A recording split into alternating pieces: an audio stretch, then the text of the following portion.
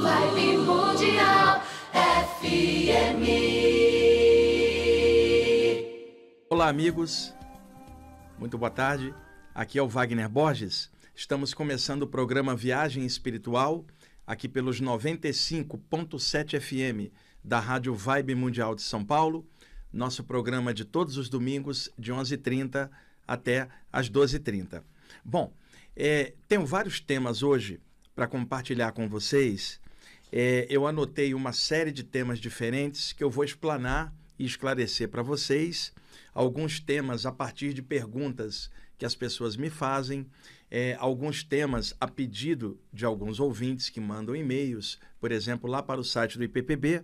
Então, eu fiz uma amálgama desses vários temas, que inclui saídas do corpo, a capacidade de plasmagem energética do corpo espiritual, 2 mantras que eu vou compartilhar com vocês, uma mensagem extrafísica dos iniciados no segundo bloco, e eu me lembro que eu comentei, por volta do mês de fevereiro, se eu não me engano, sobre trabalhos extrafísicos de mentores chineses que operam nas comunidades extrafísicas ligadas ao astral da China, as comunidades onde espíritos estão se recuperando após a passagem no plano físico.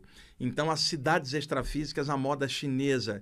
E eu fui levado algumas vezes fora do corpo para ver como é a adaptação de um chinês desencarnado, como é que é o trâmite da passagem deles para lá, porque a gente está muito acostumado com a literatura ocidental, seja a literatura espírita, a literatura espiritualista em geral, do ocultismo, da teosofia e outras áreas, da Umbanda também, falando do plano extrafísico, de comunidades extrafísicas, mas com um viés ocidental, que é o natural na referência ocidental que a gente tem.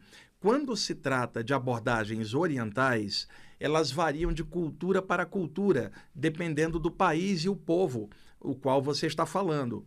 O lado extrafísico reflete muito aquilo que as pessoas gostam no plano físico e acreditam. Então, nos planos extrafísicos, há distritos ainda da atmosfera da Terra, em torno da Terra, se é que eu posso usar essa expressão para falar de planos não físicos. Não é uma coisa que está lá em cima e nós cá embaixo, não é nada disso. É interpenetrado, são energias e condensações energéticas diferentes, cada uma na sua vibração, no seu subplano correspondente. Então, em linhas médias, aqui no Ocidente, sempre se divide os subplanos extrafísicos de 2 formas. Em boa parte da literatura ocidental, espiritualista em geral, se fala de 3 subníveis: o plano astral inferior, o plano astral médio e o plano astral superior, dividido em 3. Já algumas linhas ocultistas e outras mais orientais podem dividir os subplanos em 7 níveis,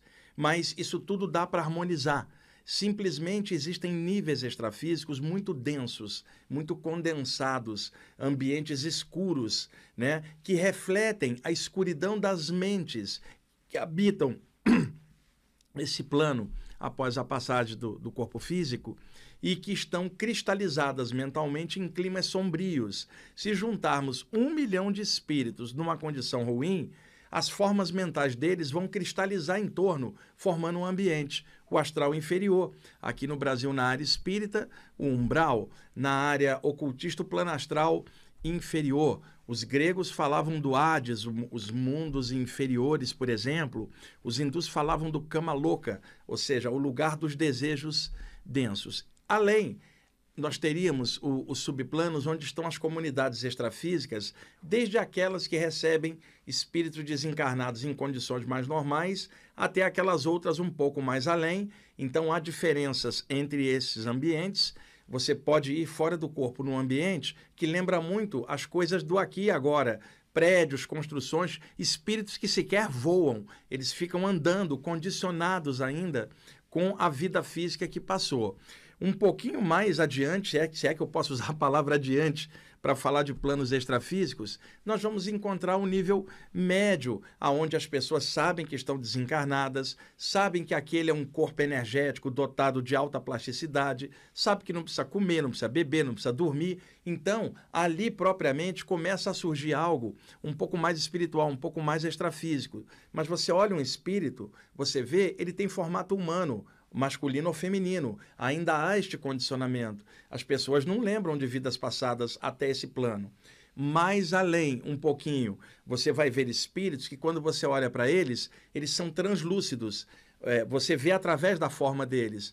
Pode ter aparência masculina ou feminina, mas já com uma condição de uma consciência um pouco mais livre, que sabe que não é homem ou mulher, mas é consciência, mas ainda mantém a forma da última existência. Um pouco mais à frente, num refinamento um pouco mais sutil, já num plano extrafísico com subníveis mais avançados. Você vai ver forma humanoide, mas somente energética, não dá para saber se é homem ou mulher. Aquilo começa a transcender. Num nível mais à frente, entidades que parecem esferas de energia já não têm sequer a forma humanoide. Mais além o plano mental, onde desaparece toda a noção de tempo e espaço, e isso é de difícil definição. Então, existem esses conceitos gerais sobre plano espiritual.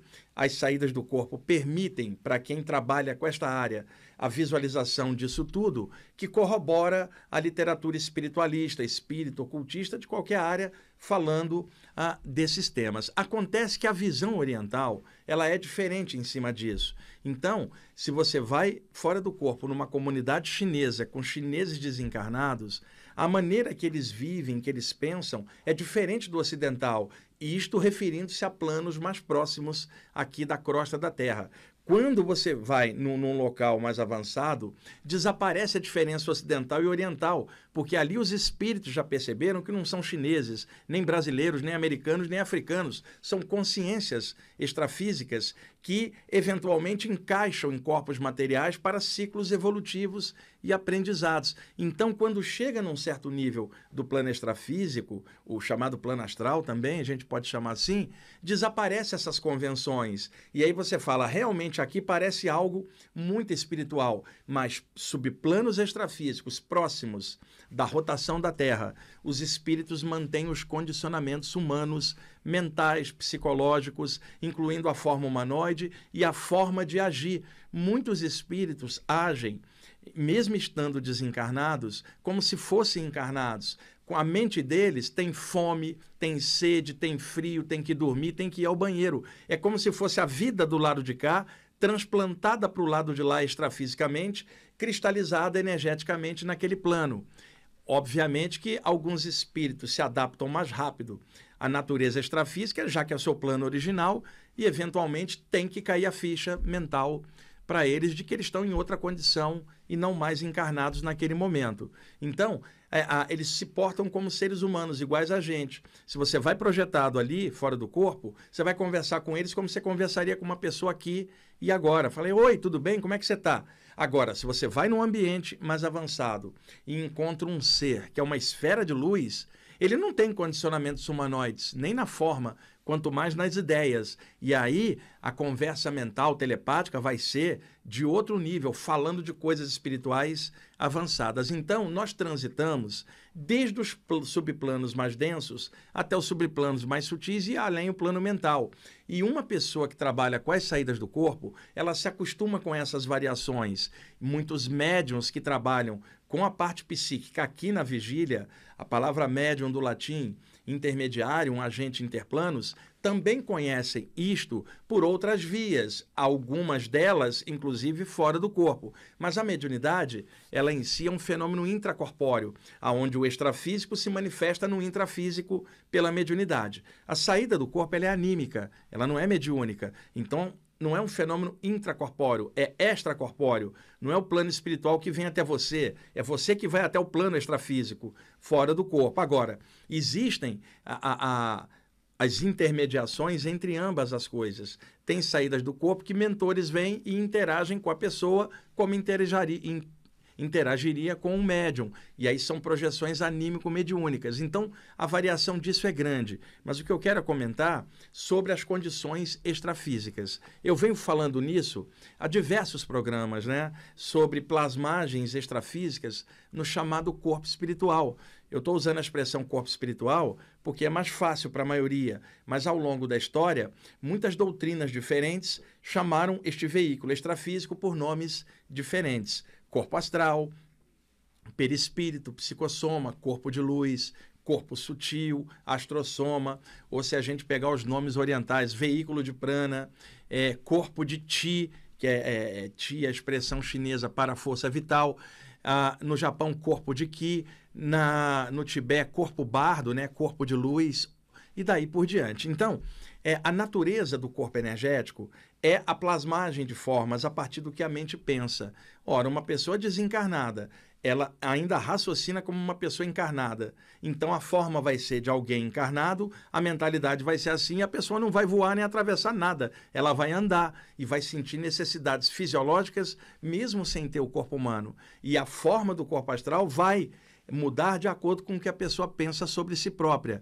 Como ela pensa ainda que é um ser humano, homem ou mulher, a condição anterior, o corpo extrafísico reflete essa expressão masculina ou feminina. Já num nível maior, em que o corpo astral está translúcido, energeticamente mais sutilizado, é claro que os pensamentos daquela entidade são mais avançados. Então, as formas energéticas que são plasmadas são mais refinadas, mais energéticas, menos humanoide. Não há necessidade de comer, beber ou dormir, porque a consciência já percebeu que ela pode extrair energia diretamente do próprio plano onde está e interpenetrar o corpo espiritual dela na luz. A alimentação de uma entidade extrafísica avançada é luz, energia quintessenciada do plano extrafísico. Não há necessidade de comer, beber e respirar ar da terra, porque eles estão em outro plano. A palavra corpo astral vem do latim astrum, expressão criada pelo grande alquimista e ocultista Paracelso, no século XVI, onde a expressão astrum significava algo estelar, algo não terrestre. Ora, isso implica o lado extrafísico, que também não é terrestre. Então foi daí que surgiram as nomenclaturas ocidentais em latim, tipo plano astral, corpo astral, projeção astral e, por corruptela popular, viagem astral. Durante muito tempo, essa nomenclatura vigorou na literatura ocidental, no ocultismo principalmente. Vibe Mundial 95.